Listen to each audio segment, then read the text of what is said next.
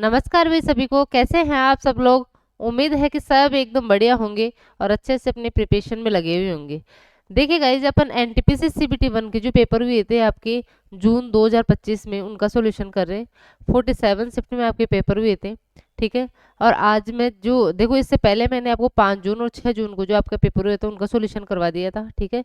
उसके बाद में आपका 9 जून को पेपर हुआ था, उसकी फर्स्ट शिफ्ट मैंने करवा दी और अभी अपन करेंगे 9 जून को आपकी सेकंड शिफ्ट का सॉल्यूशन, ठीक है। तो वीडियो को एंड तक देखना है। कोई भी आपका डाउट रहता है तो आप कमेंट बॉक्स में कमेंट करके पूछ सकते हैं, ठीक है। वीडियो अच्छा लगे तो वीडियो को लाइक करना है, चैनल को सब्सक्राइब करना है, ठीक है। स्टार्ट करते हैं। देखिए आज की क्लास को। आज का पहला क्वेश्चन देखिए क्या है। एक व्यापारी अपने माल पर क्रय मूल्य से 65% अधिक अंकित करता है तथा अंकित मूल्य पर 8% की छूट देता है। उसका लाभ या हानि प्रतिशत ज्ञात कीजिए।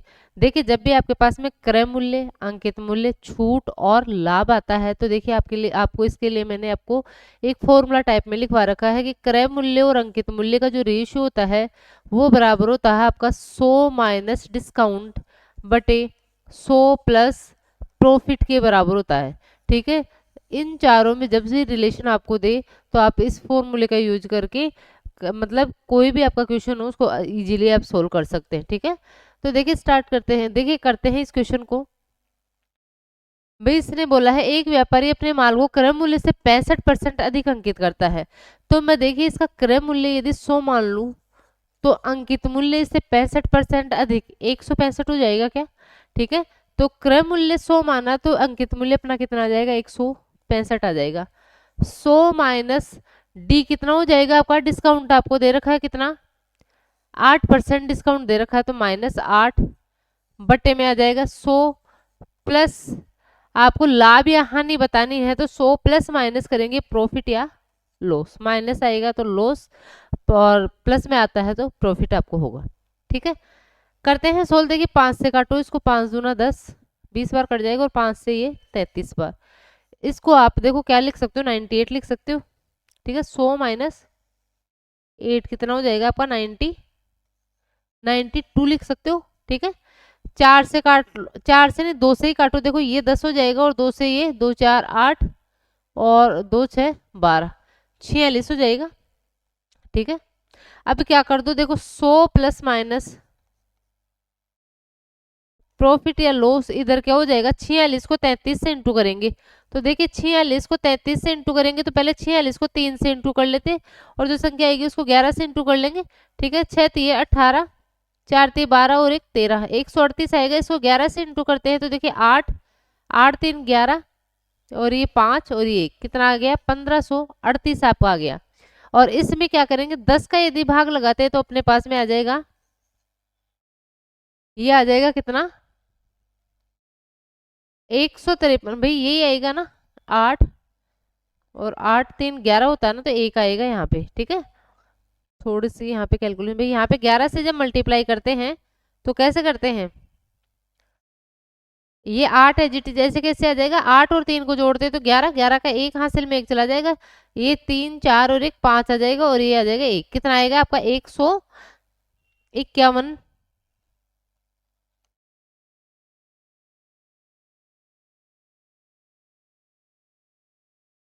151 भाई 10 का भाग दोगे तो 0.8 हो जाएगा ना, 151.8 आएगा, ठीक है। अब देखो ये 100 इधर जाएगा, 151.8 में से आपका माइनस होगा तो क्या प्लस की वैल्यू आएगी क्या, 151.8 में से आप 100 को माइनस करते हो तो आपके पास में 51.8 आता है प्लस में। इसका मतलब उसको क्या हो रहा है, प्रॉफिट हो रहा है, कितने का, 51.8% का प्रॉफिट हो रहा है, ठीक है। तो जब भी ऐसा क्वेश्चन आता है आपको ये चीज याद रखनी है, ठीक है। कौन सा ऑप्शन अपना सही हो जाएगा, ऑप्शन ए अपना एकदम सही हो जाएगा, 51.8% का उसको लाभ हो जाएगा, ठीक है। देखिए नेक्स्ट क्वेश्चन। एक पाइप टैंक को 7 मिनट में भर सकता है जबकि दूसरा पाइप पूरी तरह से भरे टैंक को 56 मिनट में खाली कर सकता है। यदि दोनों पाइपों को खाली टैंक पर एक साथ संचालित किया जाए तो टैंक का 3/4 भाग भरने में कितना समय लगेगा। भाई देखिए दो पाइप है, एक भरने वाला है और एक खाली करने वाला है। भरने वाला पाइप में ए ले लेती हूँ और ये पूरे टैंक को कितने देर में भर सकता है, 7 मिनट में भर सकता है, ठीक है। और एक खाली करने वाला टैंक है जो पूरे टैंक को कितने मिनट में खाली कर सकता है? 56 मिनट में खाली कर सकता है। खाली कर रहा है तो मैं माइनस लगा देती हूँ। अब देखिए टैंक की कैपेसिटी पता करते हैं कैसे, इन दोनों का एलसीएम लेते हैं तो कितना आएगा? 56। ठीक है, यहाँ से अपन को ए और बी की क्या निकालनी है? एफिशिएंसी निकालनी है। ए की एफिशिएंसी क्या आएगी? 56 में 7 का भाग देते हो तो 7 आठे 56 होता 8 आएगी। मतलब ए है वो 1 मिनट में 8 भाग भर सकता है। तो और बी की एफिशिएंसी क्या आएगी? 56 में 56 का भाग दोगे तो आपका एक आएगा माइनस। माइनस क्या शो कर रहा है कि खाली कर देगा, खाली कर रहा है। तो देखो बी पाइप है वो 1 मिनट में एक भाग को खाली कर सकता है। ठीक है, इसलिए क्या बोला है, जो पूरा टैंक है उसका 3/4 भाग को भरने में दोनों को कितना टाइम लगेगा? तो पहले 56 का 3/4 भाग निकालो, वही कितना हो जाएगा आपका? ये हो जाएगा 4 चौक 16 आएगा 42। ठीक है, और 1 मिनट में 7 भाग, तो आपके 42 भाग को भरने में कितना टाइम लग जाएगा? 7 6 42 होता है, 6 मिनट का टाइम लग जाएगा। ठीक है, कितना टाइम लग जाएगा? 6 मिनट का। ऑप्शन ए अपना एकदम सही हो जाएगा। ठीक है, देखिए नेक्स्ट क्वेश्चन। चेतन को पहले 8 वर्ष में अपनी बिक्री राशि में 2% की वृद्धि और दूसरे वर्ष में 20% की वृद्धि प्राप्त होती है। इसके साथ उसकी वर्तमान बिक्री 1,76,800 है। 2 वर्ष पहले उसकी बिक्री क्या थी? भाई देखो क्या बोला है, चेतन को 1 वर्ष में तो अपनी बिक्री राशि में 2% की वृद्धि होती है और फिर दूसरे वर्ष 20% का इंक्रीमेंट होता है, वृद्धि होती है। आपको बताना है लास्ट में 2 वर्ष के बाद में जब इंक्रीमेंट हो जाता है उसके बाद में उसकी बिक्री 1,76,000 है, तो शुरू में कितनी थी? भाई देखो एक्स मान के ऐसे क्वेश्चन को आप एक लाइन में सोल्व कर सकते हो। देखिए मैं मानती हूँ कि शुरू में उसकी जो बिक्री थी वो एक्स थी, पहले वर्ष 2% की वृद्धि हो रही है, मतलब 102% निकालो की वृद्धि हो रही है, तो 102% को कैसे लिखोगे? 102/100। फिर क्या हो रहा है, दूसरे वर्ष 20% की वृद्धि हो रही है, 20% को क्या लिखोगे? मतलब 20% की वृद्धि हो रही है मतलब 120%, और 120% को आप डायरेक्ट भी लिख सकते हो क्या? 6/5। और ये वृद्धि होने के बाद में उसकी जो बिक्री है वो कितने कितने के बराबर है? 1,76,800 के बराबर है। ठीक है, सोल्व कर लो। देखो इसको भी, इसको सोल्व करते हैं अपन, तो कितना हो जाएगा आपका? या इसको 120/100 ही रहने दो। देखो थोड़ी सी कैलकुलेशन अपनी इजी हो जाती है यहाँ से। कैसे? 120/100 ही रहने देते हैं। ठीक है, तो देखिए 0 से 0 कैंसिल। ठीक है, अब देखिए ये आपका 3 से कटता है क्या? 6 और 7 और 1 8 8 16 नहीं कटता 3 से, मतलब ये 4 से काट दो, 4 3 12, 4 से इसको काटो, 4 4 16, फिर 4 4 16, 4 दूना 8, ये आ जाएगा। ठीक है, फिर आगे इसको काटते हैं अपन, किससे काटेंगे भाई? 2 से काट लो इसको, 2 5 10, 2 एकम 2, 2 से इसको काटते हो तो 2 2, ये आ जाएगा। ठीक है, 17 3 51। ठीक है, देखो ये 17 से कटेगा 3 बार और ये भी आपका 17 से कटेगा। देखो 17 एकम 17। ठीक है, और कितना बच गया आपका? 5 17 3 51, इतनी बार कट जाएगा। अब देखिए अपनी कैलकुलेशन कैसे इजी हुई, वैसे अपन 5 से इंटू कर देते। अब ये क्या कर, अब इसमें क्या करना पड़ेगा आपको? ये देखो आगे आपको 4 0 लगानी है और इसमें आपको 3 3 9 का भाग देना है। ठीक है, तो ऐसे अपना इजीली ये क्वेश्चन सोल्व हो जाएगा। देखो सोल्व करो इसको, 9 एकम 9, 4 बच गया, 40 में 9 का भाग देते हो तो 9 4 36, फिर से 4 बच जाएगा, फिर से 9 4 36, मतलब 4 4 आता जाएगा। तो ये वाला ऑप्शन अपना हो जाएगा। ठीक है, कितना आ जाएगा?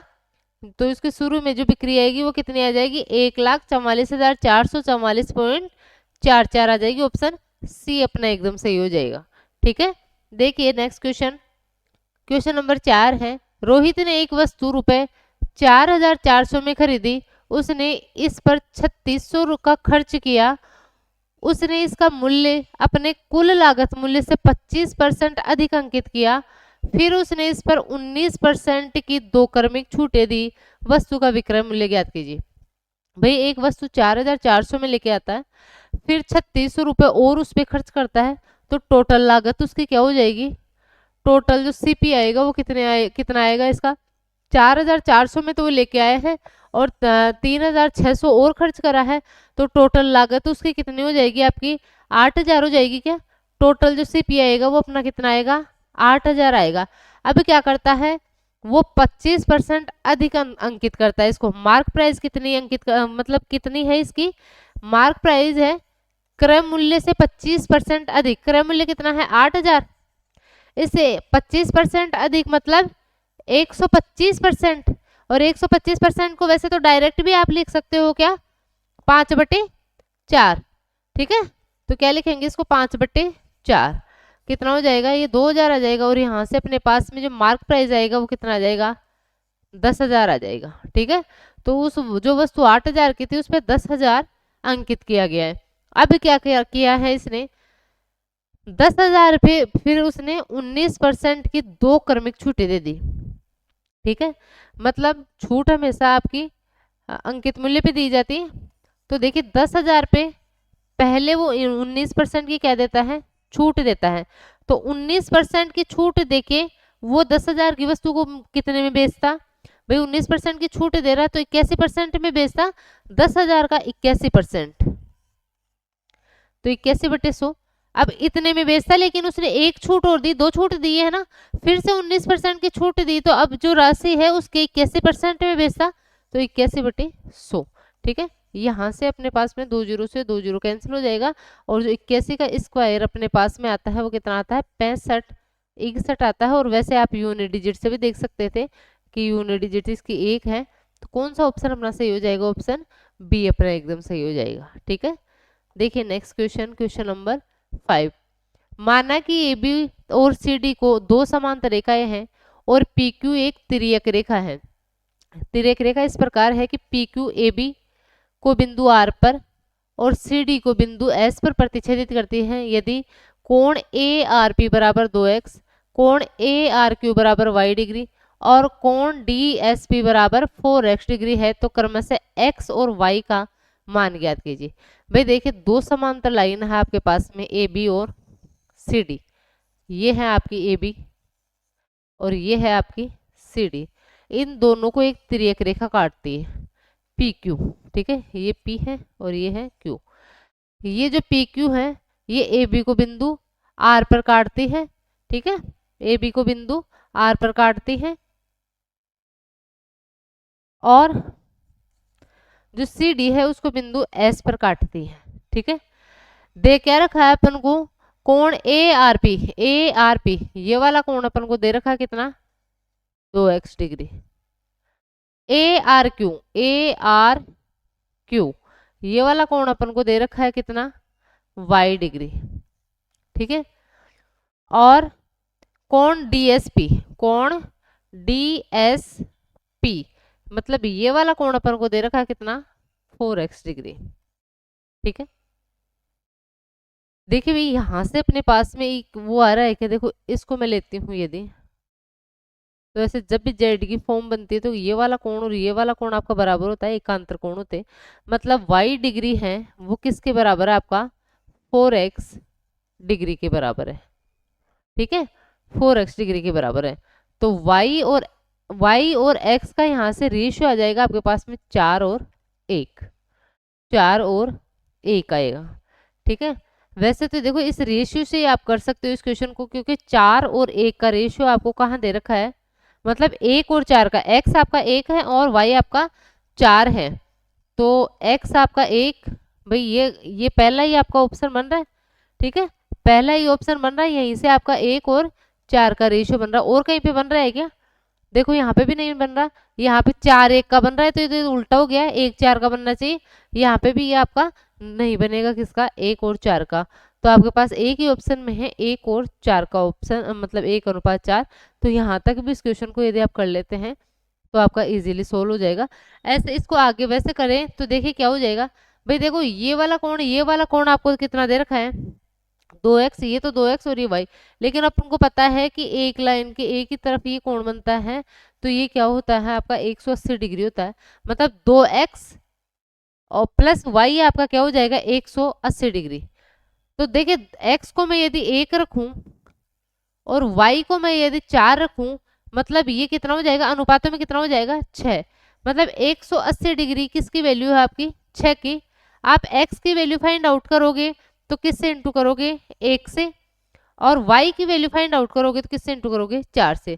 तो देखिए 6 3 18, यहाँ से आपका आ गया 30, और y जो आएगा आपका 4 से इंटू करोगे इसको, 4 3 12, 120 डिग्री आपका y आ जाएगा। ठीक है, लेकिन इस क्वेश्चन को इतना सोल्व करने की जरूरत नहीं थी, आपका क्वेश्चन यहीं से सोल्व हो गया, तो ऑप्शन ए अपना एकदम सही हो जाएगा। ठीक है, देखिए नेक्स्ट क्वेश्चन, क्वेश्चन नंबर 6। देखिए भाई ये क्वेश्चन है जो एग्जाम में आपके गलत आया था, क्योंकि इसके ऑप्शन मैच नहीं हो रहे थे। ठीक है, वैसे यदि इसको करते हैं अपन, तो देखिए क्या है, 11 + 5 √2 और 9 - 5 √2 का मध्यानुपाती अपन को बताना है। मध्यानुपाती कैसे करते हैं? दोनों को इंटू करके उनका रूट ले लेते हैं, यही क्या होता है, इसका मध्यानुपाती होता है। तो देखिए इसको सोल्व करेंगे जब अपन, तो कितना आना चाहिए अपने पास में? 11 को 9 से इंटू करते हैं 99, और 11 × 5 = 55 √2, यहाँ से 9 × 5 = 45 √2, और ये आ जाएगा 25, 5 × 5 = 25, और 25 को 2 से इंटू करते हो तो आपका 50 आएगा। ठीक है, कितना आएगा? 50 आएगा। आगे इसको सोल्व करते हैं तो देखिए 99 में से आपका 50 जाता है तो 49, और ये आपका कितना बच जाएगा? -10 √2 बच जाएगा। अब देखिए इस क्वेश्चन का जो आंसर आता वो 10 से, वो उससे 7 से कम आता। भाई 49 होता तो 7 होता, लेकिन इसमें से -10 √2 आपका माइनस हो रहा है, तो इसका मतलब है 7 से भी कम आता, और कहीं पे भी ऑप्शन में 7 से कम आपका आंसर था ही नहीं, तो आपका क्या हो जाता भाई, इस क्वेश्चन में आपको बोनस मिला था। ठीक है, देखिए नेक्स्ट क्वेश्चन, क्वेश्चन नंबर आपका 7। 10 लड़कों का औसत वजन 70 kg, लेकिन बाद में पाया गया कि 2 स्थानों पर वजन 54 kg को 44 kg के रूप में पढ़ा गया था, और एक स्थान पर 35 kg को 40 kg के रूप में पढ़ा गया था। अच्छा, 2 स्थानों पर वजन को 54 kg की जगह 44 पढ़ा गया था, और एक स्थान पर 35 kg की जगह 40 kg पढ़ा गया था। तो देखिए एक तो आपका मतलब इन 10 का जो एवरेज था आपके पास में 70 था। ठीक है, लेकिन क्या हुआ है, 2 स्थानों पर वजन है वो 54 kg को 44 kg पढ़ा गया, मतलब सही वजन तो जो होना चाहिए था ना, यहाँ पे 2 स्थानों पर, तो वो कितना होना चाहिए? 54 को अपन 2 से इंटू करते हैं तो 108, लेकिन इसको गलत पढ़ लिया गया। कितना इसको गलत पढ़ा गया? 44 का 2 गुना कितना? 88।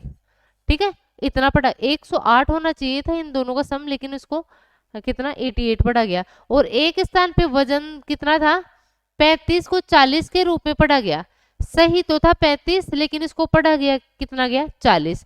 तो देखिए यदि वो सही, यदि यहाँ पे क्या होती भाई, गलत ना लेते तो सही लेते, तो कितने मार्क्स का अंतर आता? देखो 8 और 5 13, 143 होना चाहिए था सही मतलब उसका, लेकिन यहाँ पे देखो कितना एडिशन हुआ, 128 ही हुआ है। मतलब कितने का डिफरेंस आ गया आपके पास में? कितने का डिफरेंस आ गया? 15 नंबर। 15 नंबर कम पड़े गए, मतलब 15 नंबर कम पड़े गए, मतलब एवरेज आपके पास में ज्यादा आता। ठीक है, एवरेज आपके पास में ज्यादा आता। ठीक है, तो 70 तो था ही पहले से एवरेज, आपके 15 नंबर मतलब 15 किलोग्राम को कम पड़ा गया, तो इस 15 किलोग्राम को भी क्या कर लो आप? एवरेज में बना लो। मतलब जितना ज्यादा है उसको सब में बांट लो। कितने बच्चे थे? 10 लड़के थे, 10 में बांट लो, तो आपका जो एवरेज आता वो कितना आता? 1.5 ज्यादा आता, मतलब 71.5 आता। ठीक है, तो सही जो औसत आता वो कितना आता? आपका 71.5 आता। ठीक है, देखिए नेक्स्ट क्वेश्चन, क्वेश्चन नंबर 8 है। अपने सामान्य चाल की 2/7 चाल से चलने पर अभिजीत अपने कार्यालय 70 मिनट की देरी से पहुंचता है। अपने घर और कार्यालय के बीच की दूरी तय करने में उसे सामान्यतः कितना समय लगता है? भाई देखिए क्या बोला है क्वेश्चन में, कि यदि अभिजीत अपने घर से कार्यालय अपनी जो सामान्य चाल रही थी उसका 2/7 चाल से जाता। ठीक है, मतलब यदि उसकी सामान्य चाल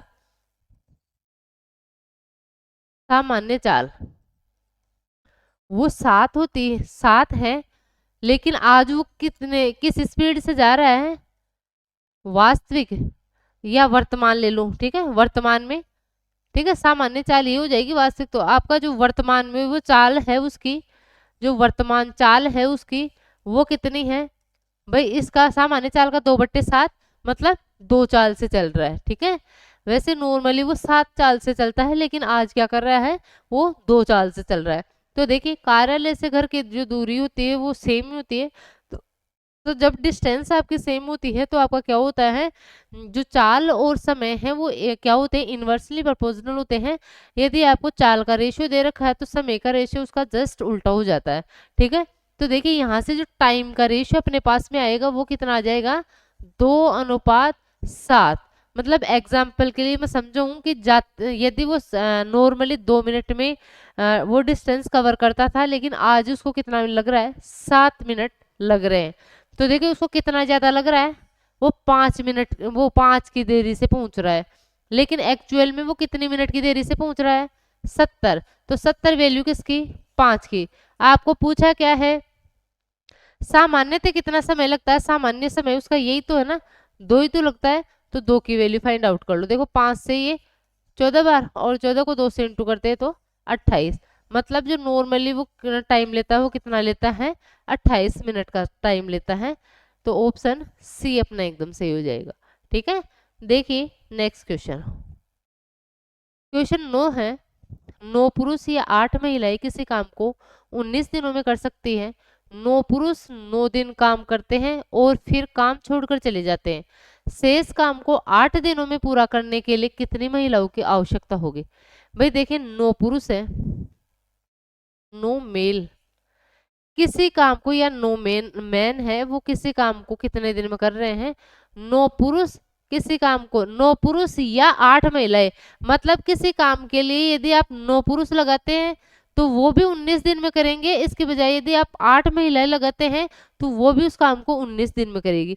तो देखिए 9 मैन है जिस काम को 19 दिन में कर रहे हैं, उतने ही काम को 8 वुमेन भी कितने दिन में कर रही है, 19 दिन में कर रही है, ठीक है। यहाँ से देखिए अपने पास में क्या आएगा, मैन और वुमेन की कैपेसिटी आ जाएगी। यहाँ पे देखो मैन और वुमेन कितना आ जाएगा, 9, वो 8/9 कितना आएगा, 8/9।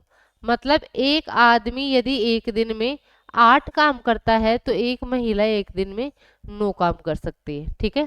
अब देखिए टोटल वर्क यहाँ से निकालते हैं। टोटल वर्क कैसे निकालोगे, भाई टोटल वर्क, ये टोटल वर्क है या ये भी टोटल वर्क ही है, ठीक है, कहीं से भी निकाल लो।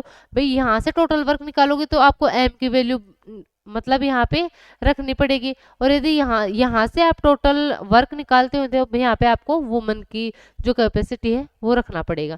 तो आप किसी की भी वैल्यू पुट करोगे इन दोनों में सेम आएगा। तो मैं यहाँ से करती हूँ, देखो 9 इंटू एम को 8 इंटू 19। तो देखिए टोटल वर्क मेरे पास में यहाँ से कितना आ जाता है, 9 8 72, और 72 को यदि 19 से इंटू करते हैं, 19 दूना 38, 3 19 7 133, ठीक है, 19 7 133 और 3 कितना हो जाएगा, 136। मतलब टोटल जो वर्क है वो 1368 है। इसने क्या बोला है, 9 मैन है वो 9 दिन तक काम करते हैं और फिर काम को छोड़कर चले जाते हैं।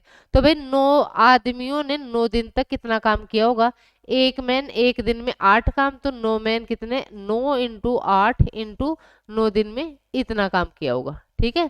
9 9 81, 81 को 8 से यदि अपन इंटू करते हैं तो कितना हो जाएगा, 8 8 64, ठीक है। मतलब 648 काम किन्होंने किया होगा, इन मतलब 9 आदमियों ने कर दिया होगा, ठीक है। 8 ही है ना, हाँ ठीक है। कितना काम किया होगा, 648, 9 9 81 और 8 एकम 8 और 8 8 64, यही आएगा, ठीक है। तो देखिए शेष काम कितना बच गया, अपन 648 इसमें से क्या कर लेते हैं, माइनस कर लेते हैं। तो ये आ जाएगा अपने पास में, ये आ जाएगा, देखो 13 में से 6 जाता है तो 7, 720 काम अपने पास में बच गया। और इस काम को कौन करता है, शेष काम को 8 दिनों में पूरा करने के लिए कितनी महिलाओं की आवश्यकता होगी। भाई 700 काम को मैंने मान लिया एक्स महिलाएं करती हैं, एक्स वुमेन कितने दिन में कर रही है, 8 दिन में कर रही है। तो देखिए डब्लू की जगह तो आप क्या रखोगे, नो रखोगे, ठीक है। तो यहाँ पे डब्लू की जगह अपन क्या रख लेते हैं, नो रख लेते हैं। डब्लू की जगह अपन क्या रख लेते हैं, नो रख लेते हैं। तो देखो 9 8 72, ये चला जाएगा तो कितना आ जाएगा, x की जो वैल्यू आएगी आपकी कितनी आ जाएगी 10। मतलब बचे हुए काम को करने के लिए 10 महिलाओं की जरूरत पड़ेगी। ठीक है, तो ऑप्शन सी अपना एकदम सही हो जाएगा, 10 महिलाओं की जरूरत पड़ेगी। देखिए next question, question number 10। Rohit ने अपनी वस्तु का मूल्य उसके क्रय मूल्य से 60% अधिक अंकित किया। यदि वह 85% की छूट देने के बाद वस्तु को 18,510 में बेच देता है तो वस्तु का क्रय मूल्य कितना होगा। भाई देखो इसमें क्या करो आप, 60% अधिक अंकित किया तो देखिए मैं मान लेती हूँ सीपी जो है क्रय मूल्य, जो उस वस्तु का लागत मूल्य है वो 100 है। जो रोहित है उसने 60% अधिक मार्क किया, उसको उसकी मार्क प्राइस है वो कितनी हो जाएगी। भाई 100 को क्या कर दो आप 160, भाई 100 माना है 60% अधिक तो डायरेक्टली लिख लेते हैं ना अपन इसको, कितना हो जाएगा मार्क प्राइस 160 हो जाएगा। ठीक है, यदि उसे 85% की छूट दे, 160 पे यदि आप 85% की छूट देते हो, 85% की छूट दे रहे हो मतलब 160 के 15% में आप बेच रहे हो। ठीक है, 85% की छूट दे रहे हो मतलब जितना मार्क प्राइस है उसके 15% में आप बेचोगे, मतलब 160 के 15% में आप क्या करोगे उसको, उस वस्तु को बेचोगे। तो देखिए इसको सोल्व करते हैं पर 5 से 5 से 15 और ये 2 और ये 2 से 8, 8 3 24, मतलब उस वस्तु को कितने में बेचोगे 24। लेकिन ये 24 किसके अकॉर्डिंग, अपन ने सीपी माना है उसके अकॉर्डिंग। एक्चुअल में वो कितने में बेच रहा है 18,510 में बेच रहा है, तो 18,510 किसकी वैल्यू हो जाएगी आपके 24 की वैल्यू हो जाएगी। ठीक है, 18,500 किसकी वैल्यू हो जाएगी 24 की वैल्यू हो जाएगी। आपको वस्तु का क्रय मूल्य बताना है मतलब 100 से इसको क्या कर दो मल्टीप्लाई कर दो। ठीक है, करते हैं सोल्व। देखिए इसको 25, इसको 4 से काटो, 4 से 24, इसको 4 से काटेंगे 25 बार। ठीक है, 6 से कटेगा ये, 6 से कटेगा, देख लो भाई एक तो इसको यूनिट डिजिट से 6 बार 6 से काटो पहले, 6 3 18 जीरो आएगा, 6 8 48 और 3 6 5 30। तो देखिए लास्ट में आपका 5 आएगा और लास्ट में 5 एक ही ऑप्शन में आ रहा है, तो कितना आ जाएगा आपका यहाँ से 77,125 रुपये उस वस्तु का क्या हो जाएगा क्रय मूल्य हो जाएगा। ठीक है, 77,125 रुपये क्या हो जाएगा उस वस्तु का क्रय मूल्य हो जाएगा। देखिए नेक्स्ट क्वेश्चन, क्वेश्चन नंबर 11। एक आयताकार पार्क की लंबाई उसकी चौड़ाई से 27 मीटर अधिक है, इसका क्षेत्रफल 2268 मीटर स्क्वायर है, तो इसकी चौड़ाई ज्ञात कीजिए। भाई इसने क्या बोला है, एक आयताकार पार्क की लंबाई उसकी चौड़ाई से 27 मीटर अधिक है, तो मैं चौड़ाई को x मान लेती हूँ, तो भाई लंबाई क्या हो जाएगी x प्लस 27 हो जाएगी। और इसने इसका क्षेत्रफल दे रखा है 2268, इसका मतलब ये कि जो क्षेत्रफल का जो फॉर्मूला होता है वो लंबाई इंटू चौड़ाई। तो देखिए इन दोनों को यदि अपन इंटू करते हैं तो ये इसका क्षेत्रफल हो जाएगा, x इंटू एक्स प्लस 27 क्या हो जाएगा इसका क्षेत्रफल, और ये कितना दे रखा है आपको 2268। अब देखिए अपन को x की वैल्यू यहाँ पे दे रखी है, ऑप्शन में चौड़ाई तो दे रखी है ना, इसका मतलब आपको देखो क्वाड्रेटिक इक्वेशन नहीं बनानी, यहाँ पे ऑप्शन उठाना और ऑप्शन से क्वेश्चन को सोल्व करना है। वैसे तो देखो यूनिट डिजिट से भी अपन करते हैं, तो यूनिट डिजिट सब में आपकी अलग अलग है, तो आप यूनिट डिजिट से भी इस क्वेश्चन को सोल्व कर सकते हैं कि 8 आपका कहाँ पे आएगा। देखिए 38 रखती हूँ तो यहाँ पे 8, यहाँ पे 8 प्लस 7 15, तो 8 5 40, यहाँ से तो 0 आएगा, तो पहला ऑप्शन तो नहीं होगा। दूसरा ऑप्शन में रखती हूँ तो यहाँ से भी आपका 0 बनेगा, जो भी नहीं हो सकता। ठीक है, तीसरा ऑप्शन अब मैं चेक करती हूँ, तो देखिए यदि मैं 23 रखती हूँ, देखो यूनिट डिजिट ही चेक करेंगे। ठीक है, पूरा क्वेश्चन अपन सोल्व नहीं करेंगे। मैं यहाँ पे 3 रखूं और यहाँ पे 3 प्लस 7 8 9 10 हो जाता है, यहाँ से भी आपका यूनिट डिजिट 0 आएगा। ठीक है, तो आपके पास में एक ही ऑप्शन बचा है, आप कंफर्म भी कर सकते हैं। देखिए 6 यहाँ पे 6 और 7 कितना हो जाएगा आपका 13, और 13 में मतलब 3 6 3 18, लास्ट में यूनिट डिजिट 8 आता है। ठीक है, तो ऐसे इस क्वेश्चन को सोल्व करना है, मतलब यूनिट डिजिट आपको देखनी है। मैं हर आपका जो भी वीडियो आपको बना रही हूँ, जो भी क्वेश्चन सोल्व करवा रही हूँ, उसमें सब में बोलती हूँ कि एक बार जब भी क्वेश्चन सोल्व करने बैठो ऑप्शन पे जरूर नजर रखा करो। ठीक है, तो ये क्वेश्चन, इस क्वेश्चन का आंसर क्या आ जाएगा अपना 38 आ जाएगा। ठीक है, देखिए नेक्स्ट क्वेश्चन, किसी आंकड़ा समुच्चय का बहुलक और माध्यिका क्रमशः 14.2 और 60 है, आंकड़ा समुच्चय का माध्य क्या होगा। भाई ये क्वेश्चन आपका क्या है, रेलवे का फेवरेट है भाई। बहुलक का जो मूलानुपाती सूत्र है, इससे आपका क्वेश्चन बनता ही बनता है। क्या होता है बहुलक, मतलब मूलानुपाती सूत्र? बहुलक बराबर होता है आपका 3 × माध्यिका -2 × माध्य। यदि आप मेरे वीडियोस लगातार देख रहे होंगे तो ये फॉर्मूला तो आपको यहीं पे मतलब क्लास में रट गया होगा। ठीक है, तो देखिए बहुलक और माध्यिका आपको दे रखा है। बहुलक दे रखा है 14.2 और माध्यिका आपको दे रखी है 3 × 60 -2 × माध्य आपको पता करना है। ठीक है, तो देखिए ये 2 × माध्य इधर चला जाएगा, या आप ऐसे भी कर सकते हो कि सब में से दो दो यहीं से काट दो भाई, ये आपका 30 बन जाएगा, ये 2 और ये कितना हो जाएगा 7.1। ऐसे भी आप कर सकते हो, तो आपका ये 2 हट जाएगा, यहाँ से माध्य आ जाएगा डायरेक्ट। ठीक है, ऐसे देखो छोटी छोटी बातों का ध्यान रखोगे तो आपका आप यहाँ से टाइम बचा सकते हैं। तो देखिए ये कितना हो जाएगा 90, 90 में से आप माइनस करोगे 7.1 को, तो आपका लास्ट में आएगा 9, 9 2 में है, तो देखो कितना हो जाएगा, 9 में से 2 जाता है तो 2, और यहाँ पे कितना 8, 82.9 आपका बच जाए आएगा। इसका आंसर ऑप्शन ए अपना एकदम सही हो जाएगा। ठीक है, देखिए नेक्स्ट क्वेश्चन, क्वेश्चन नंबर 13 है आपका, निम्नलिखित का मान ज्ञात कीजिए। 19 का क्यूब -14 का स्क्वायर प्लस 8/2 का होल स्क्वायर -19 + 5 × 20।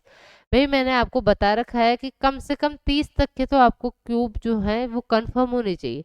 ठीक है, अब इस क्वेश्चन में क्यूब यदि आपको याद है तो आप कम से कम 10 सेकंड का समय बचा सकते हैं। क्यूब नहीं याद है तो 19 को 3 बार इंटू कर लो।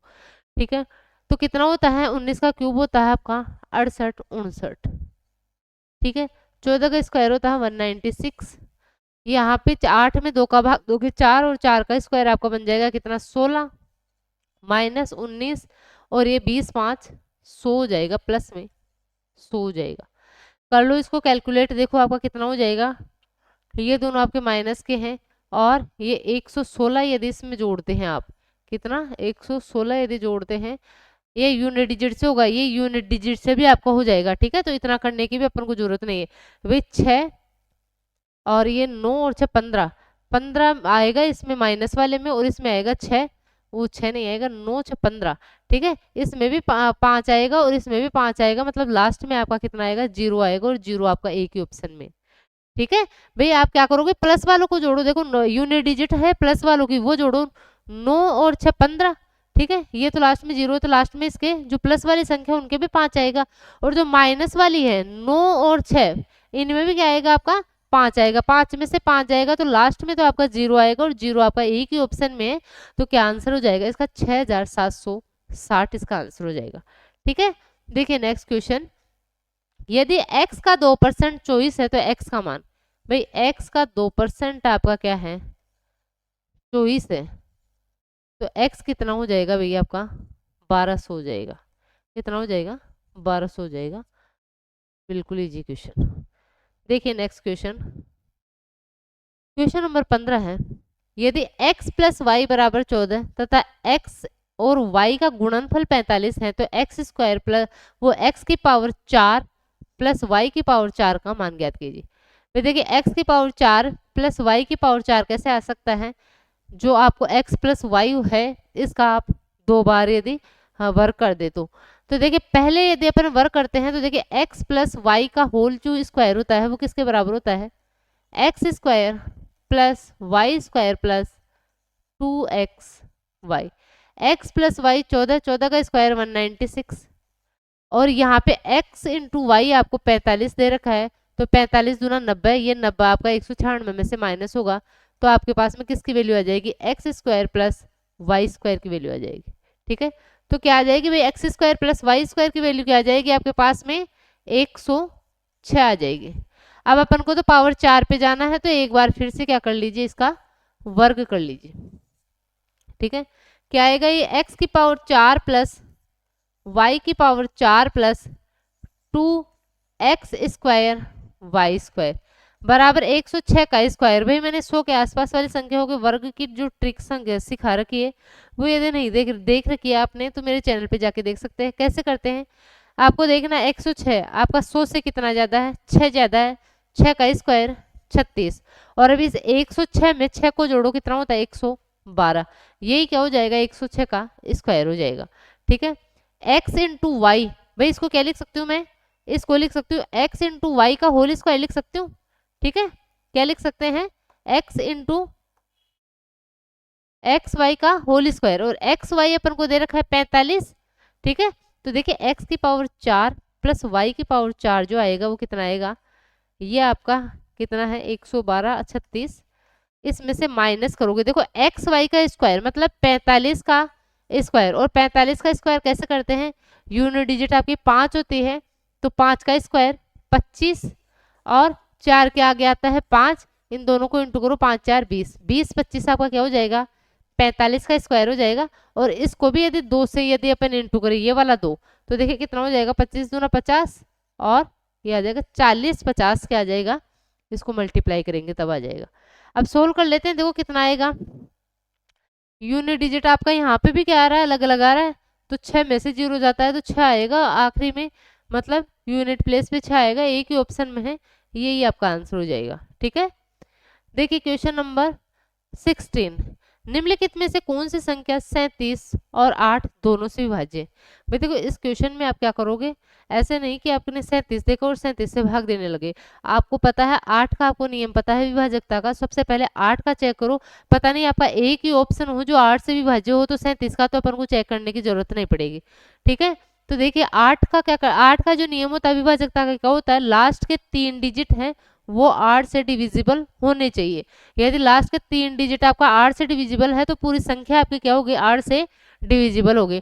तो भाई ये तो आपकी एक ओड संख्या है, तो दिखते ही देखते ही आप इसको तो मतलब रिजेक्ट कर दो कि भाई लास्ट में क्या होना चाहिए 8 के लिए सम संख्या होनी चाहिए, तो पहला ऑप्शन तो अपना ऐसे ही नहीं हो सकता। 370 में 8 का भाग जाता है क्या, कितना 8 चौक 32, और 50 50 में नहीं जाता तो ये भी नहीं होगा।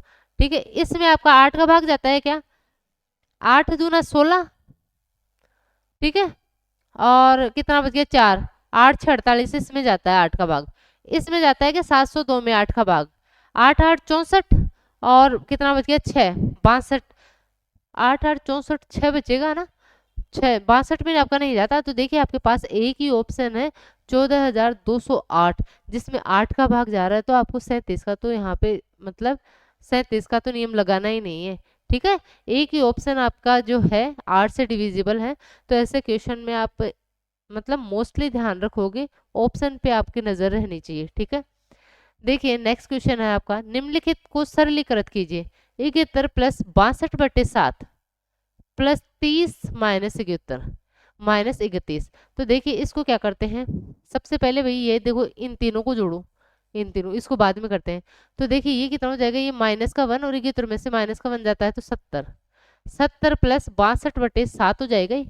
अब कर लो इसको सोल्व, 7 7 49 प्लस 62/7 जोड़ेंगे तो ये 2 9 6 15 552/7, इसका आंसर आ जाएगा ऑप्शन ए अपना एकदम सही हो जाएगा। ठीक है, देखिए next question, question number 18, Mohan 5000 की राशि और वरुण 9000 की राशि वार्षिक साधारण ब्याज की समान दर पर निवेश करता है, यदि 3 वर्ष के अंत में वरुण को मोहन से 480 अधिक ब्याज मिलता है तो ब्याज की दर ज्ञात कीजिए।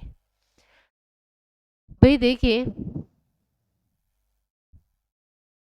इसने बोला है कि देखो जो मोहन है वो 5000 रुपए देता है, जबकि वरुण जो है वो 9000 देता है, लेकिन रेट ऑफ इंटरेस्ट जो है आपकी दर है वो सेम है, दोनों दोनों सेम दर पे आपकी ब्याज में देते हैं।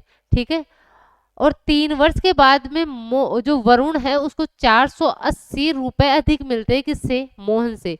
भाई आप सबसे पहले बताओ कि इसको ज्यादा क्यों मिल रहा है, जबकि रेट ऑफ इंटरेस्ट तो आपकी सेम ही थी। तो भाई इसने पैसे भी ज्यादा लगाए हैं ना, इससे कितने पैसे ज्यादा लगाए हैं, 4000 रुपए ज्यादा लगाए, मतलब ये जो 480 रुपए इसको ज्यादा मिल रहे हैं वो 4000 पे मिल रहे हैं। ठीक है, जो 4000 ज्यादा लगाए उन पे मिलेगा उसको 480 ज्यादा। वैसे यदि उनके जो राशि वो सेम होती तो सेम ही पैसे मिलते, लेकिन ज्यादा क्यों मिल रहे हैं, क्योंकि इसने ज्यादा पैसे लगाए। कितने ज्यादा पैसे लगाए हैं, 4000 ज्यादा लगाए हैं। तो इन 4000 पे जिस दर से, जो दर मैंने मान ली दोनों ने R% की दर से दी है उधार, ठीक है, इन्हें 4,000 पे 3 साल का जो ब्याज होगा वही ज्यादा मिलेगा ना। तो देखिए यहाँ से अपन क्या कर सकते हैं, नीचे 100 आ जाएगा भाई। अब क्या हो जाएगा, मूलधन आपका 4,000, भी 4,000 पे ही तो मिलेगा ना आपको 480 रुपए, ठीक है, 4,000 पे आपको 480 रुपए मिलेगा। तो मैंने मान ली दर ये है, और 3 साल के लिए लगाते हैं तो PRT/100, ये कितना है ब्याज, 480। करो देखो सोल्व, 2 जीरो से 2 जीरो कैंसिल, इस जीरो से ये जीरो कैंसिल, 4 से काटो, 4 ते 12, और 12 4 48 होता है। तो रेट ऑफ इंटरेस्ट जो आएगी आपकी वो कितनी आ जाएगी, 4% आ जाएगी, ठीक है। क्या हो जाएगा, ऑप्शन बी अपना एकदम सही हो जाएगा, 4%, ठीक है। तो ऐसे क्वेश्चन को देखो ऐसे सिंपली सोल्व करना है, ऐसे नहीं कि आप पहले का जो 5,000 है उस पे आप ऐसा इक्वल टू PRT लगा रहे हो, फिर 9,000 पे लगा रहे हो, फिर उनका डिफरेंस करके कर रहे हो, ठीक है। देखिए next question, question number 19। ABCD के समांतर है एक तिर्यक रेखा PQ ABCD को E पर प्रतिच्छेद करती है, E और F पर, ठीक है, F कर लो यहाँ पर, E और F पर प्रतिच्छेद करती हैं यदि कोण PEB बराबर 49 डिग्री और AB और CD के बीच स्थित एक बिंदु G इस प्रकार है कि कोण BEG बराबर 35 डिग्री और कोण GFE बराबर 16 डिग्री है, तो कोण EGF का माप क्या होगा। वे पहले डायग्राम बनाते हैं तब क्वेश्चन समझ में आएगा। दो समांतर लाइनें हैं, इनको एक तिर्यक रेखा काट रहे हैं। समांतर लाइनें हैं ए बी और सी डी। तिर्यक रेखा पी क्यू इसको काट रही है, ठीक है, ए बी को ई पर और सी डी है उसको कहाँ पे, एफ पे काट रही है, ठीक है। आगे इसने बोला है पीईबी, पीईबी ये वाला जो कोण है वो दे रखा आपको 49 डिग्री, ठीक है, और बीईजी, बीईजी कहाँ पे है आपका, बीईजी, ई और जी है क्या यहाँ पे जी होगा, ठीक है, एफ नहीं यहाँ पे जी होगा आपका। अच्छा जी कहाँ पे है, तो जी कहाँ दिया है इसने, अच्छा ए बी और सी डी के बीच एक बिंदु जी है, मतलब ए बी और सी डी के बीच में एक बिंदु जी इस प्रकार है कि बी ई जी अपना 35 है। भाई जी यहाँ पे बनाओगे तभी तो ये बी ई जी ये कोण आपका कितना बनेगा, 35 डिग्री बनेगा, ठीक है।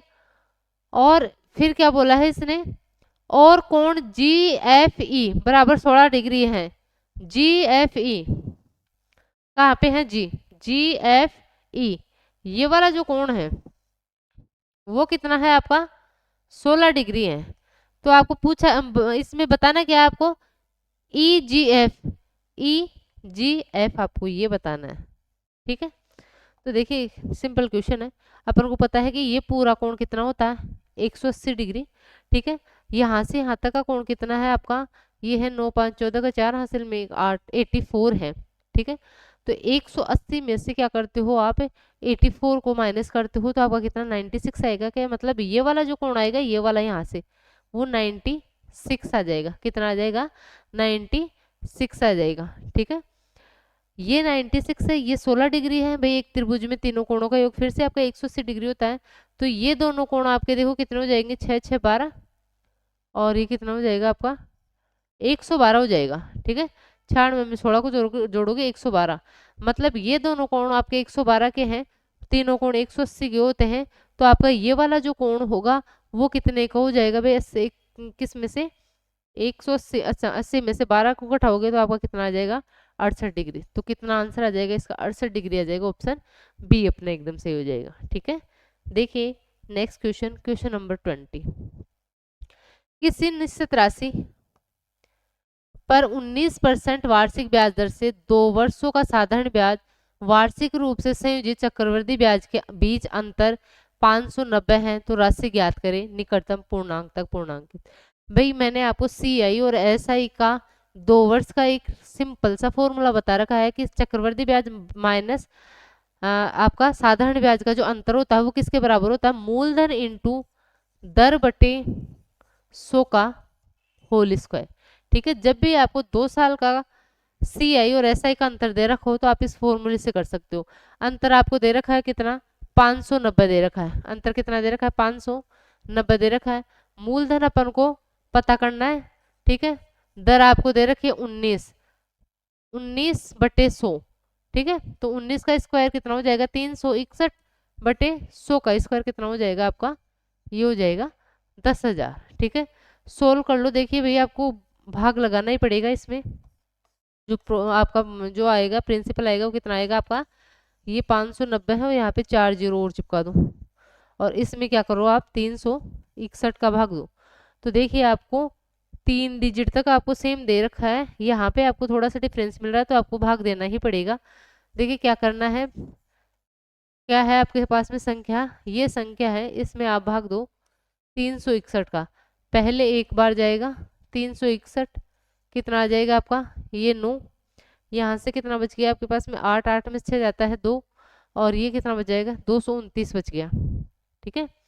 अब देखिए इसको सोल्व करते हैं, आगे जीरो उतारेंगे, ये जीरो, फिर देखो 6 आ रहा है सब में तो 6 बार जाएगा। देखो 6 से इंटू करते हैं इसको, 6 एकम 6, 6 6 36, 3 6 3 18 और 3 कितना हो जाएगा आपका 21, ये आ जाएगा। फिर से माइनस करेंगे, ये 8 में से 6 जाएगा 2 और ये 124 आ जाएगा। फिर से ये वाला जीरो उतारेंगे 1240। अब देखिए सब जगह 3 जा रहा है, 3 आ रहा है तो 3 से करो इसको इंटू, कितना आएगा 3 एकम 3, 6 3 18, 1 3 3 और 1 10, इतना आएगा।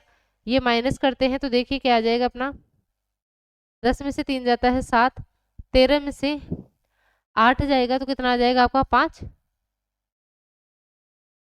5 आ जाएगा, ठीक है। और यहाँ पे आपका आ जाएगा 157 बच गया। फिर से आप ये जीरो उतारोगे तो भी देखो 3 से आप कर रहे थे तो ये 4 से करो, 4 बार जाएगा आपका, ठीक है। देखो 4 से करेंगे, 4 एकम 4, 6 4 24, 2 4 3 12 13 14, मतलब 4 आएगा। और 1634 शुरू में आपके पास एक ही ऑप्शन में है, ऑप्शन सी में, तो आपको आगे नहीं करना, यहीं पे इसमें रुक जाना है। कितना आ जाएगा आपका जो मूलधन आएगा 16,343 आपका आएगा, ठीक है। देखिए नेक्स्ट क्वेश्चन, क्वेश्चन नंबर 21 है। एक कक्षा में 14 लड़कों का औसत वजन 40.25 kg है और शेष 4 लड़कों का औसत वजन 33.5 kg है। कक्षा के सभी लड़कों का औसत वजन कितना होगा। देखिए इसको वेटेड एवरेज या डेविएशन किसी से भी कर लेते हैं। देखिए 14 लड़के, इनका जो एवरेज है वो कितना है 40.25 है और 4 लड़के हैं उनका जो एवरेज है वो कितना है 33.5 है। आपको टोटल का बताना, मतलब 14 और 4 18, 18 जो टोटल क्लास में लड़के हैं उनका सबका बताना है। तो देखिए कैसे करेंगे, पहले इनका रेशियो ले लो, ये 7 और ये 2, 7:2। तो मैं क्या करती हूँ, उसको किससे करती हूँ, वेटेड एवरेज से कर लेती हूँ। देखो इसको इंटू करेंगे, कितना आ जाएगा 25 7 175, मतलब 7 5 आएगा और एक हासिल में चला जाएगा, मतलब एक आ जाएगा, 7 चौक 28, ये आ जाएगा जब इनको इससे इंटू करोगे। इसको जब इससे इंटू करोगे तो 5 दूना 10, 3 दूना 6 7, मतलब 67 आ जाएगा। और नीचे क्या कर दोगे, इन दोनों का जोड़ नीचे आ जाएगा, 7 और 2 9, ठीक है। तो देखिए सोल्व करते हैं इसको, लास्ट में आ रहा है आपका 75 और 7 और 1 8, 8 और 6 14, ये आएगा, ठीक है। बट्टे कितना आ रहा है आपका 9 आ रहा है। तो करो देखो भाई, इसको सोल्व करते हैं, 9 3 27, 3 आएगा, ठीक है। कितना बच गया आपका 7 बच गया, 7 बच गया, 9 8 72 होता है, मतलब 38 पॉइंट कुछ आएगा। और 38 पॉइंट मतलब कुछ आपके पास में ऑप्शन डी में आ रहा है, ठीक है। तो ऐसे देखिए मैं हर क्वेश्चन में यही कर रही हूँ कि मेरे को जहाँ से आंसर मिल जाता है उतने डिजिट तक ही सोल्व कर रही हूँ और यही आपको करना है, ठीक है। देखिए नेक्स्ट क्वेश्चन, जब 1278, 2368 और 4318 को बड़ी से बड़ी संख्या x से विभाजित किया जाता है तो प्रत्येक स्थिति में शेष फल y बचता है। 3x माइनस 14y का मान ज्ञात कीजिए। भैया आपको देखिए क्या करना है, यहाँ पे x की वैल्यू, मतलब किसी बड़ी से बड़ी संख्या x से विभाजित किया जाता है तो प्रत्येक स्थिति में शेष फल y बचता है। तो देखिए ऐसे क्वेश्चन को कैसे करते हैं अपन, एचसीएफ लेते हैं किसका, भाई बड़ी संख्या में से इसको घटाऊं, ठीक है।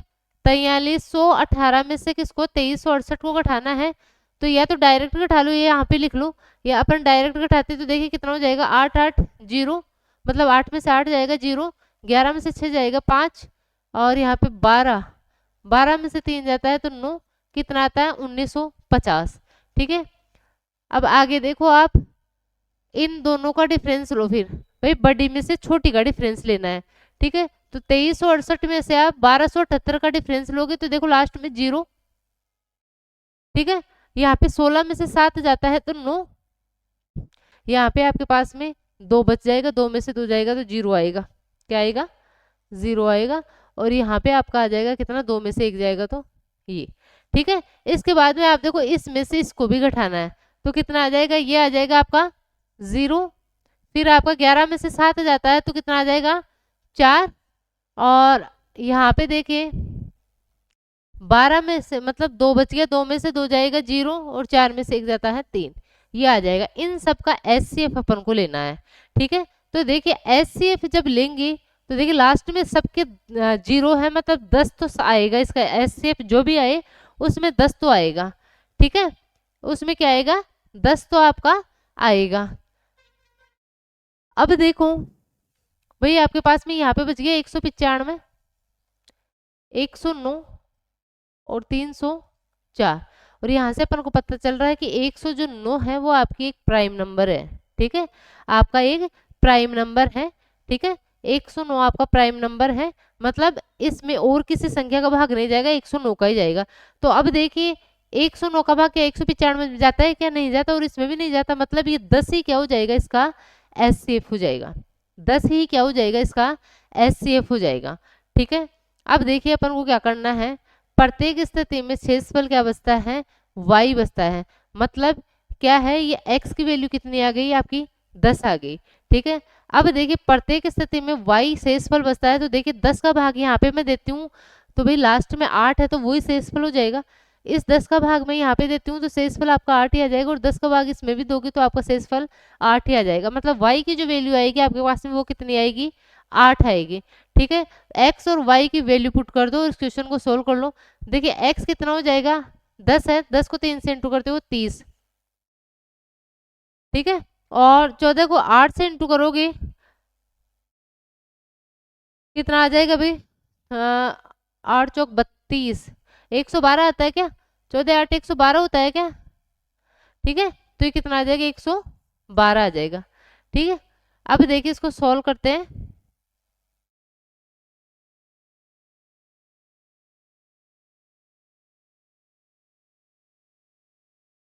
तो ये तो कितना आ जाए, x आपको 10 रखना है तो देखिए यहाँ तो कितना आ जाएगा 30, और 14 को यदि आप 8 से इंटू करते हो तो 112। ठीक है, 112, 30 घटाते हो यदि आप 112 में से तो कितना आ जाएगा आपका, ये 2 और यहाँ पे 8, लेकिन माइनस का, तो कितना आ जाएगा माइनस का 82, इसका आंसर हो जाएगा। ठीक है, देखिए नेक्स्ट क्वेश्चन, क्वेश्चन नंबर 23। अपने सामान्य चाल के 2/3 की चाल से चलने पर अभिजीत अपने कार्यालय 28 मिनट की देरी से पहुंचता है। अपने घर और कार्यालय के बीच की दूरी तय करने में सामान्यतः कितना समय लगता है। सेम क्वेश्चन पीछे आया है, तो यहाँ पे देखो सामान्य और वर्तमान चाल का जो रेशियो आएगा स्पीड का, वो तो कितना आएगा भाई, सामान्य चाल का 2/3 चाल से चलता है, मतलब सामान्य चाल उसकी 3 है, उसके बजाय वो 2 से चलता है, तो 28 मिनट देरी से पहुंचता है। तो देखिए टाइम का जो रेशियो आएगा वो कितना आ जाएगा, 2:3 आ जाएगा। क्या पूरा डिटेल में मैंने पीछे समझा दिया। अब देखिए टाइम का रेशियो आपका कितना है, 2:3। अब देखिए यहाँ पे कितनी देरी से पहुंच रहा है, 1 की देरी से। भाई आप एग्जाम्पल के लिए यहाँ पे 2 मिनट लग रहे थे, अब 3 मिनट लग रहे हैं, मतलब 1 ज्यादा लग रहा है, 1 मिनट की देरी से पहुंच रहा है। लेकिन एक्चुअल में कितने मिनट की देरी से, 28, तो 28 वैल्यू 1 की। आपको पूछा सामान्यतः कितना समय लगता है, सामान्य समय उसका 2 है तो 2 से इंटू कर दो, 28 गुना कितना होता है आपका 56, तो 56 मिनट आपका क्या आ जाएगा, इसका आंसर आ जाएगा ऑप्शन डी अपना एकदम सही हो जाएगा। ठीक है भाई, सेम ही क्वेश्चन है, सिर्फ डेटा चेंज हुआ है। देखिए क्वेश्चन नंबर 24। 12 मीटर और 20 मीटर ऊंचाई वाले 2 खंबे समतल जमीन पर लगे हैं। खंभों के निचले हिस्सों के बीच की दूरी 15 मीटर है, उसके शीर्षों के बीच की दूरी ज्ञात कीजिए। भाई 2 खंबे हैं ऐसे, और इनके बीच की दूरी है वो कितनी है, 15 मीटर है। ठीक है, एक की जो लंबाई है वो 20 मीटर है और एक की लंबाई कितनी है, 12 मीटर है। इनके शीर्षों के बीच की दूरी अपन को पता करनी है, मतलब ये। तो क्या करो, देखो इसको इससे मिला दूं। ठीक है, सोल्व करेंगे, बीच की दूरी आपको 15 दे रखी है। ठीक है, तो ये 15 है तो क्या ये भी 15 हो जाएगी क्या, ये 15 है तो ये भी 15 हो जाएगी। यहां से यहां तक की दूरी आपको कितनी दे रखी है, 12। तो ये वाली जो दूरी है, ये वाली जो दूरी है वो क्या आपकी 8 हो जाएगी क्या, ये आपकी 8 हो जाएगी। और ये आपका एक राइट एंगल ट्राइंगल बन रहा है और अपन से यही तो पूछ रहा है ना। 8, 15 और 17 का क्या बनता है, ट्रिपलेट बनता है। तो इन दोनों के शीर्षों के बीच की दूरी क्या हो जाएगी, 17 मीटर हो जाएगी। ठीक है, ऐसे इजीली आपको सोल्व करना है। देखिए नेक्स्ट क्वेश्चन, क्वेश्चन नंबर 25। एक आयत की छोटी भुजा लंबी भुजा से 16 सेंटीमीटर कम है। इसके क्षेत्रफल का संख्यात्मक मान इसके परिमाप के संख्यात्मक मान के 3 गुने के बराबर है। इसकी लंबी भुजा की लंबाई कितनी है।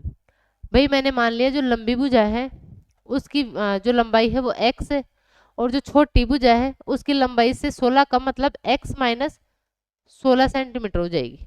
अब देखिए इसने क्या बोला, इसके क्षेत्रफल का संख्यात्मक मान। क्षेत्रफल क्या होगा, L इंटू बी, मतलब जो भुजा है उनका multiple x into x minus 16 जो है संख्यात्मक मान इसके परिमाप के संख्यात्मक मान के 3 गुने के बराबर है। इसका परिमाप क्या हो जाएगा, x प्लस परिमाप क्या हो जाएगा आपका, परिमाप हो जाएगा 2 into x plus x minus 16 का 3 गुना, इसका कितना 3 गुना हो जाएगा। ठीक है, तो ये इसके बराबर हो जाएगा। अब देखिए इसको सोल्व कर लेते हैं। अपन क्या करेंगे, x की वैल्यू फाइंड आउट करेंगे। तो लंबी भुजा की वैल्यू अपन को चाहिए, मतलब x चाहिए, और अपन ऑप्शन उठाएंगे, ऑप्शन से करेंगे इसको। ठीक है, तो देखिए करते हैं, पहले अपन देख लेते हैं। भाई यहाँ से आपका एक्स स्क्वायर माइनस 16x बराबर ये आपका 2x बन जाएगा। तो 3 दूना 6, 6 दूना 12x माइनस 16 6 96। ठीक है, क्या करूं, 12x को जब आप इधर लेके आते हो तो देखो एक्स स्क्वायर और 16 और 12 कितना हो जाएगा आपका 28, 28x बराबर माइनस का 96। अच्छा माइनस, हाँ माइनस ये, तो माइनस का आ जाएगा। ठीक है, देखिए सोल्व करते हैं, x की वैल्यू पुट करो और आप क्या करो, इसको सोल्व करो। देखो 14 का स्क्वायर 196। ठीक है, और माइनस यहाँ पे देखो एक बार यूनिट डिजिट से करने की कोशिश करते हैं, 8 चौक 32। ठीक है, यहाँ पे आएगा आपका कितना, 8 चौक 32, यहाँ से 2। तो इसमें से यदि आप इसको घटाते हो, ये 12 में से 6 को घटाते हो, तो आपका यही आएगा। ठीक है, आपको पूरा ही सोल्व करना पड़ेगा। 28 4 आपका कितना होता है, 28 को 14 से करना है। ठीक है, 28 4 आपका 112।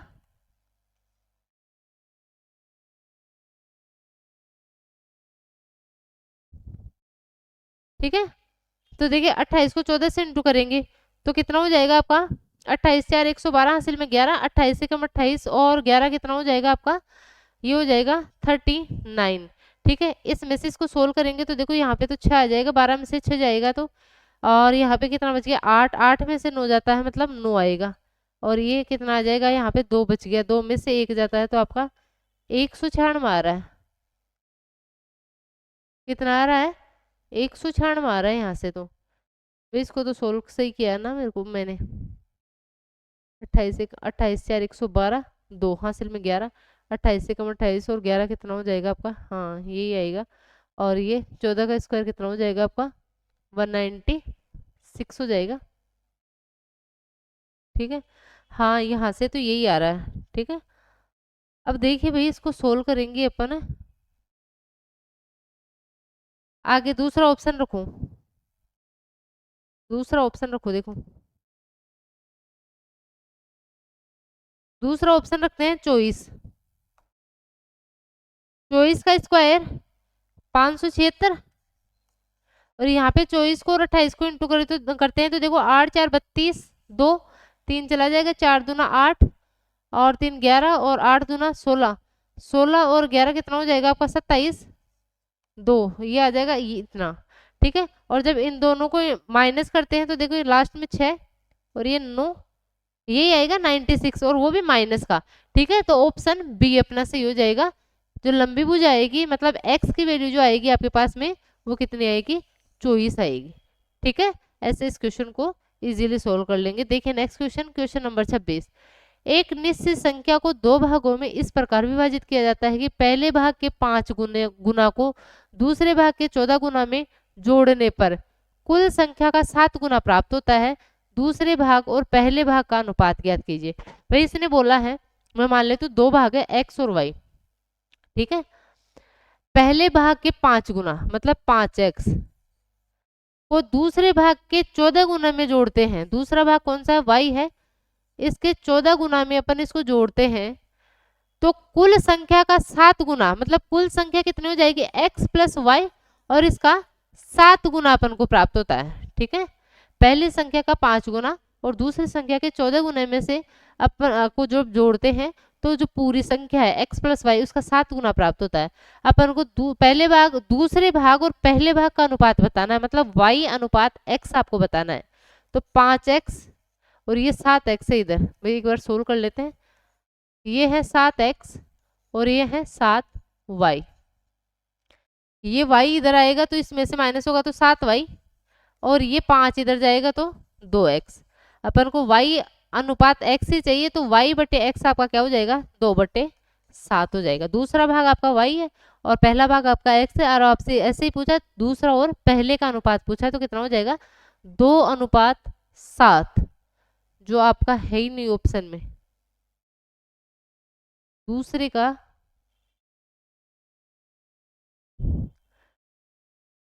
यही आएगा ना, 5 2 7 और 7, 7/2 ही आएगा।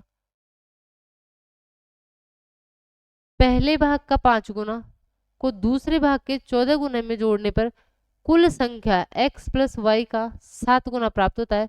दूसरे भाग और पहले भाग का अनुपात ज्ञात कीजिए, ठीक है। तो 5x 14y 7x 7y, ये 5x इधर जाएगा 2x और इस 7y इधर आएगा 7y, तो y बट्टे x आपका हो जाएगा 2/7। तो भाई इसका जो आंसर तो आना चाहिए वो 2:7 आना चाहिए, ठीक है। लेकिन यहाँ पे आपको अच्छा 2:7 दे रखा है ना, ऑप्शन डी में दे रखा है, सॉरी, ठीक है। ऑप्शन डी में है आपका 2:7, ठीक है। देखिए नेक्स्ट क्वेश्चन, क्वेश्चन नंबर 27। यदि द्विघात समीकरण 4x² प्लस bx प्लस 3 बराबर 0 और 8x² plus 4x plus c बराबर 0 में दोनों मूल सार्व हो तो क्रमशः से b और c का मान ज्ञात कीजिए।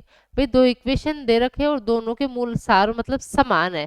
यदि इसके मूल आपके अल्फा प्लस बीटा है तो इसके भी मूल क्या है, अल्फा प्लस बीटा ही है, ठीक है। भाई इस तो देखिए इसके मूलों का जो योग आएगा वो कितना आएगा -b/4, तो इसके मूलों का योग किसके बराबर हो जाएगा, इसके मूलों के बराबर हो जाएगा। देखो क्या हो जाएगा 4/8 के बराबर हो जाएगा, ठीक है। कर लेते, माइनस का ही आएगा ये भी, ठीक है। क्या होता है -b/a होता है ना, तो ये -4/8 हो जाएगा। करते हैं इसको सोल्व, तो देखिए 4 दूना 8 और ये आ जाएगा आपका 2, लेकिन प्लस का आएगा तो b की वैल्यू अपने पास में आएगी 2, ठीक है। b अपने पास में आएगा 2। आपको c भी पूछा है तो c कैसे निकालेंगे, देखो 3/4 c/a है वो, मतलब मूलों का जो गुणनफल वो भी आपका बराबर होगा तो c/8 के बराबर होगा, ठीक है। करते हैं सोल्व, 4 दूना 8 तो c की वैल्यू यहाँ से कितनी आ जाएगी आपकी 6 आ जाएगी। b आ रहा है 2, c आ रहा है आपका 6, ऑप्शन c अपना एकदम सही हो जाएगा, ठीक है। देखिए नेक्स्ट क्वेश्चन, क्वेश्चन नंबर 28। एक पिता और उसके पुत्र की वर्तमान आयु का योग पुत्र की वर्तमान आयु के 2 गुने से 19 वर्ष अधिक है। 15 वर्ष बाद पिता की आयु का 12 गुना पुत्र की आयु के 13 गुने से 17 वर्ष कम होगा। पिता और पुत्र की वर्तमान आयु के बीच अंतर कितना है। देखिए भैया इस क्वेश्चन को अपन क्या करते हैं, बेसिक से ही करते हैं। पिता और उसका सन, इनकी वर्तमान आयु का जो योग है, जो पुत्र है उसकी वर्तमान आयु के 2 गुने से 19 वर्ष अधिक है, 19 वर्ष अधिक है, तो ये हो जाएगा, ठीक है। इस 2s को मैं इधर लेके आती हूँ तो p माइनस जो s आएगा आपका वो कितना आ जाएगा 19 आ जाएगा। भाई इसने पूछा क्या है, पिता और पुत्र की वर्तमान आयु का के बीच का अंतर पूछा, तो ये अंतर तो यहीं से निकल गया। ठीक है, पिता और पुत्र के बीच की आयु का अंतर यहीं से निकल गया, तो इस क्वेश्चन को तो पूरा सोल्व करने की जरूरत नहीं है। ठीक है, ऐसे नहीं कि आप लास्ट तक लगे हुए हो और फिर लास्ट में आपके पास आंसर यही आना है। ठीक है, तो यहीं से देखो ना, ये पिता है, अभी 2s को इधर लेके आए तो ये माइनस का 2s हो गया, और इसमें से प्लस का s निकालोगे तो माइनस का s। तो ये पिता है और ये पुत्र है, तो पुत्र और पिता की आयु का जो डिफरेंस है वो 19 वर्ष आ रहा है, तो यहीं से आप इसको कर दो, आगे इसको सोल्व नहीं करना। ठीक है, ऐसे क्वेश्चन में आपको ऐसे मतलब ध्यान रखना है, ऐसे नहीं कि फिर आप एक इक्वेशन बना रहे हो, फिर x और y मतलब यहाँ से p और s की वैल्यू निकाल रहे हो, और फिर बाद में आपके पास में लास्ट में आपके पास 19 वर्ष ही आ रहा है। ठीक है, तो थोड़ा सा दिमाग को काम में लेना है और अच्छे से क्वेश्चन को सोल्व करना है। देखिए नेक्स्ट क्वेश्चन, प्रेक्षणों 78, 56, 52, 45, 97, 19, 37, 46 और 75 का समांतर माध्य। भाई इसका समांतर माध्य क्या होगा, सबको जोड़ के जितनी संख्या है उनका भाग लगेगा। ठीक है, तो देखिए जोड़ते हैं सबको, 8 से 14 तो 16, 21, 38 और 9 कितना हो जाएगा 37, 37 7 44 और 50 और 4 54। ठीक है, हासिल में 5 चला जाएगा, 7 5 12, 5 17 और 5 22, 4 26 और 9 कितना हो जाएगा 35, 36 और 3 कितना हो जाएगा आपका 39 और 4 43, 43 और 7 कितना हो जाएगा 50 हो जाएगा क्या, तो ये 50। इसमें भाग देना है 1 2 3 4 5 6 7 8 9 का भाग देना है। 504 में 9 का भाग लगा लो, तो देखिए कितना हो जाएगा, 9 5 45, फिर से 5 बच गया, 9 6 54, कितना आ जाएगा इनका जो समांतर माध्य आएगा वो 56 आएगा। ठीक है, बिल्कुल इजी क्वेश्चन था। देखिए नेक्स्ट क्वेश्चन और लास्ट क्वेश्चन इस शिफ्ट का। ठीक है, एक स्कूल में खेलों में भाग लेने वाले लड़कियों और लड़कों की संख्या का अनुपात जो है वो आपको दे रखा है 1:5 है। यदि खेलों में भाग लेने वाली लड़कियों की संख्या 200 है, तो खेलों में भाग लेने वाले लड़कों की संख्या क्या है। भाई अनुपातों में गर्ल्स और बॉयज का रेशियो 1:5 दे रखा है, वैसे गर्ल्स आपको दे रखी है 200, लेकिन अनुपातों में इस 200 की वैल्यू क्या है, 200 किसकी वैल्यू है अनुपातों में, 1 की। ये गर्ल्स का रेशियो है और ये बॉयज का है, तो गर्ल्स का कितना है 1 है, मतलब 200 किसकी वैल्यू है 1 की। बॉयज का पता करना है, लड़के कितने हैं, तो 5 से इसको क्या कर दो इंटू कर दो, कितना आ जाएगा आपके पास में 1000 आ जाएगा। तो बॉयज की संख्या कितनी हो जाएगी 1000 हो जाएगी, ऑप्शन डी अपना एकदम से हो जाएगा। ठीक है, और इसके साथ में ही अपन ने जो 9 जून को आपकी सेकंड शिफ्ट हुई थी उसको सॉल्यूशन कर लिया है बिल्कुल इजीली आराम से। ठीक है, तो पूरे वीडियो को देखिए, एनटीपीसी के यदि आप पेपर देख रहे होगे, और टेक्नीशियन का भी मैं पैरेलल में करवा रही हूँ, इससे पहले एएलपी का भी मैंने करवाया था, तो देखिए सबसे जो अच्छे क्वेश्चन है वो आपके एनटीपीसी ग्रेजुएट लेवल में ही बन रहे हैं। तो यदि आप इनको कर लेते हैं तो ऐसे मान लो कि रेलवे के सारे आपके जो एग्जाम है या सारे जो आपके जो मैथ्स जो पूछी जाएगी वो लगभग एज इससे लो लेवल की पूछी जाएगी। ठीक है, तो आप एनटीपीसी के पेपर्स को सोल्व कर लेते हैं तो आपके लगभग और सारे पेपर सोल्व हो जाएंगे इजीली। ठीक है, वीडियो अच्छा लगा हो तो वीडियो को लाइक करें, चैनल को सब्सक्राइब करें और ज़्यादा से ज़्यादा शेयर करें। ठीक है, थैंक यू।